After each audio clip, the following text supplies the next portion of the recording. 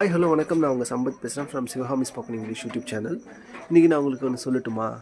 நம்ம சுவிட்சு போட்ட உடனே லைட் பாருங்கள் அழகாக எரியுது. லைட் எரியுதா? ஸோ அப்போ அந்த லைட்டு எரியறதை நம்ம இங்கிலீஷில் சொல்லணும். எப்படி சொல்கிறது? ட்ரை பண்ணுங்கள் பார்ப்போம். லைட் இஸ் பர்னிங்னு சொல்லலாமா? பர்னிங்னா தான் எரியுது இல்லை? அப்படி தான் இருக்குமோ? இல்லை, அப்படி இல்லை. பர்னிங்னா நம்ம ஏதாச்சும் கொளுத்தி விட்டால் எரியும்ல, அதுக்கு பேர் தான் பர்னிங். சரியா? ஓகே. அப்போ எப்படி சொல்கிறது? நம்ம தமிழில் எப்படி சொல்லுவோம்? அழகாக சொல்லுவோம். விளக்கு ஒளிர்கிறது அப்படின்னு சொல்லுவோம். எரிகிறது இல்லை, தமிழில் வந்து ஒளிர்கிறது அப்படின்னு அர்த்தம். அப்போது மின்விளக்குகள் ஒளிர்கிறது அப்படின்னு சொல்லும்போது அப்போ அதை அப்படி சொல்லணும்னா அதை தான் நம்ம சொல்லணும். எப்படி சொல்லணும்? லைட் இஸ் க்ளோயிங் அப்படின்னு சொல்லணும். அப்போது லைட்டின் மேல் எரியுதுன்னு சொன்னால் அந்த எரியுதுன்றது சொல்லக்கூடாது, ப்ராப்பராக நம்ம அது சொல்லக்கூடாது.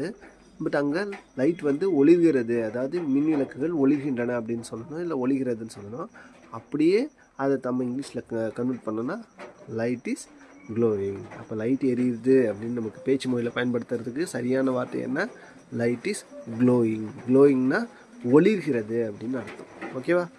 இதே மாதிரி உங்களுக்கு நிறைய வார்த்தைகள் தெரியணும் அப்படின்னா நம்ம சேனலை சப்ஸ்கிரைப் பண்ணுங்கள். மீண்டும் இன்னொரு சுவாரஸ்யமான தகவலில் சந்திக்கலாம். பாய்.